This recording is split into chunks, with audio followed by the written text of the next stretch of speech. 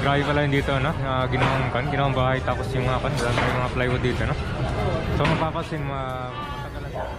NSA, SWD, at bago kami po gibain dito, kailangan po, meron po ipapairam yung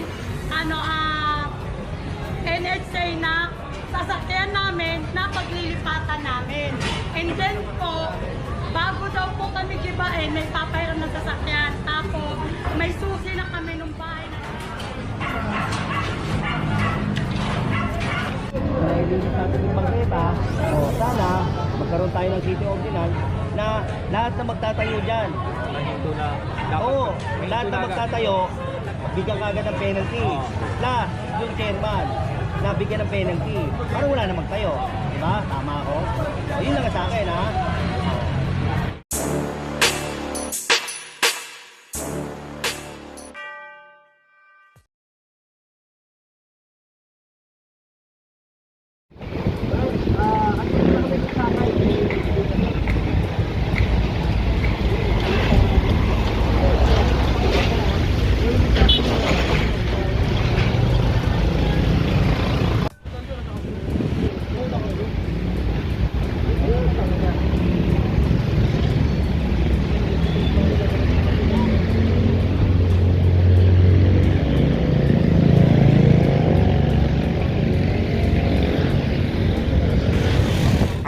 Balik na naman po tayo.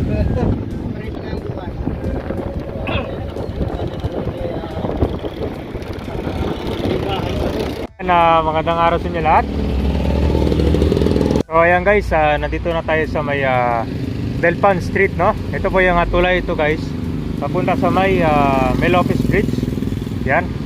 So papakita ko lang yung sitwasyon nitong sa gilid. Kung naalala nyo dati, ito yung clearing dito, massive clearing. Kasi yung mga pabahay dyan, umaabot hanggang dun sa may dulo. Hanggang dyan yung pabahay nyan.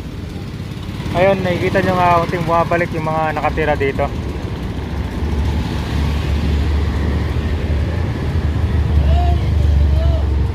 Kasi dito sa ilalim ng tulay, oh, unting bumabalik na lang sila. Pero mas kaunti lang yung mga bahay dito kasi dati, kung makikita nyo, halos umabot dito. Puro bahay yan, umabot sa second floor pa ngayon, di ba? Ito mga truck guys, galing sa pier yan.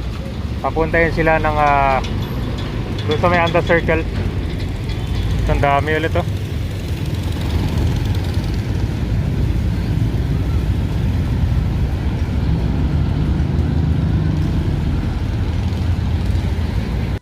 Dito parte tinibag dati kabayan, no? So nilagyan na siya ng building dito para hindi gawa ng bahay ulit, no? Pero ang problema dito sa kabilang side, binayan ulit siya. Kaya nakikita nyo merong bako dyan, ng bakal, para hindi sila makatira dyan, no? Ito yung flyover ng Road 10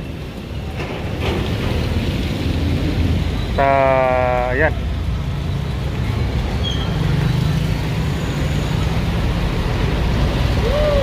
So guys, ito po yung MICT North Access Road, no? Ito yung Parola Compound. So papakita ko lang itong lugar dito, ha.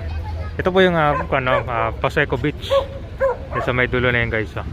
Diba, makikita nyo yung Esplanade view dito sa area. Ito po yung kabahan ng Pasig River. So makikita nyo yung mga pabahay dyan sa gilid guys, ha. Diba, halos dikit-dikit, ha. Kalaba ng Pasig River.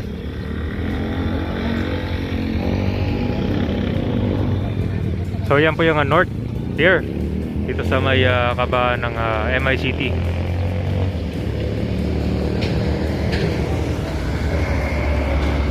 Ito naman yung dito kabayan, no? Yung mga kanda yung tinatawag dito, parang U-deck, no? Para sa mga residente dito.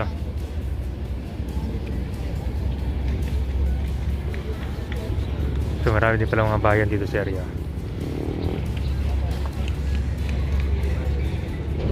So ito guys, ito po yung Parola Compound, no? Along sa may MICT Access Road. Yan. So yung mga bahay dito guys, government property po yan. At matagal lang nakatira yung mga tao dito, dekada na. Mapapansin nyo halos nasa third floor na ang kanilang mga pabahay dito, no? Itong Center Island naman guys, ito yung favorite spot ng mga vendors dito, no? Marami kasing truck dumadaan dito papuntang terminal ng mga pier, no? So hindi lang mga vendors dito, pati mga guys, yan mga manok ko. Dito na nakatira sa Center Island. So yung mga bahay dyan, matagal na sila nakatira, 10 years, more than 10 years na. So meron mga kanyan, meron silang gate number bawat area dito. Yung kabilang side na yan, no? Yung iba pala may aircon dito, no?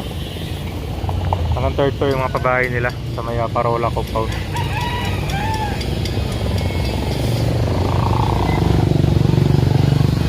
So makita nyo madami may naka-obstruct na tricycle dito sa gilid.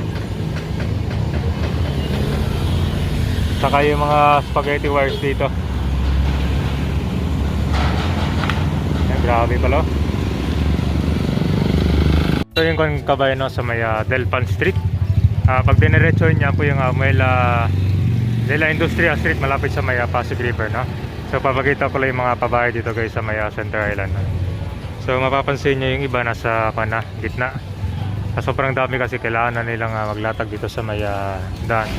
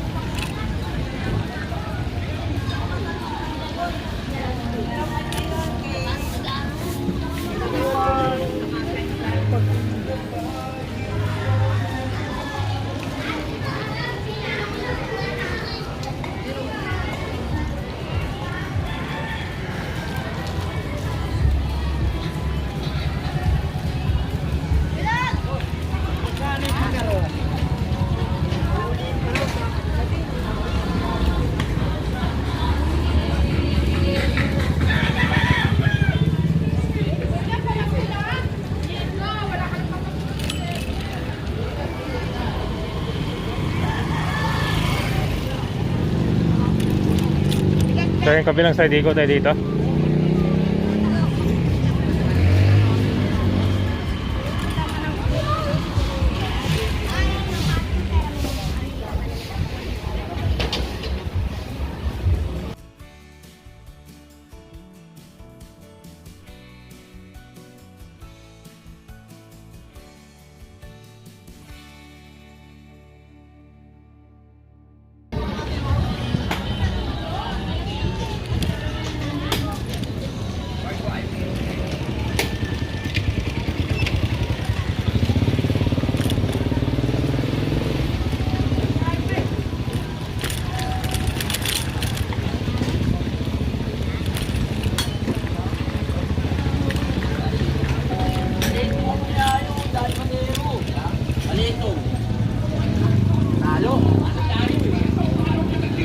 So dito sa gilid guys, pakita ko itong Binondo Minium nito na yung pabahay, project ni Mayor Isko Moreno dito. So ito na guys, so yung construction ng Binondo Minium 1. So implementation agency yung DEPW Manila.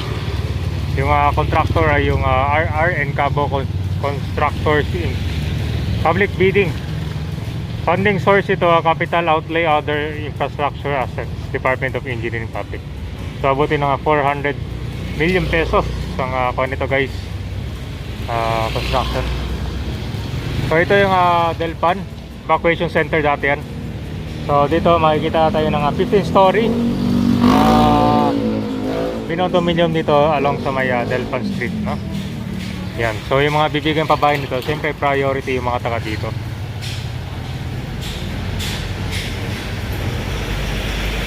Yan, oh. Nakita kayo ng condo dito in the span for the next 2 years. Delpan Sports Center yata to dito, no? So sa ngayon, for the meantime, yung ito matagal na ito nakatira sila dito eh. Ginagawa nilang bayan dito sa yan ito, malapit sa may Delpan Evacuation Center, no? Yan po yung recto dyan, yan po yung pa-divisoria.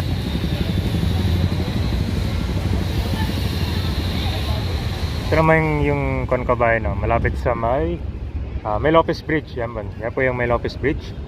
At galing lang tayo dito sa may Delpan Street, no? At yan, i-update natin dito yung Pasig River, no? So may kita nyo dun sa kabilang side guys, puno rin yung mga pabahay dyan, no? Kita nyo ba yan? Dyan dumadaan yung mga truck papunta sa may Paseco Beach. Yan, so ilang beses na rin na-clearing yan dyan, kaya lang mabalik pa rin sila dyan, no? Eh, nakikita nyo yung parang may tarapal na blue dyan, dyan sila nakatira. At dito naman, ito, pag diniretso to papunta sa may Jones Bridge na. Ito yung construction ng Binondo Intramuros Bridge. Napulido na rin. So maganda ito kabayan, wala na palang mga basura dito. Yan, dati dito nila tinatambak yung basura dito. Nang galing lang din ngayon, mga taga dito lang din sa may Delpan Street, no? At ayan, ito nilagyan ng harang dito. Ginawang basketball court area.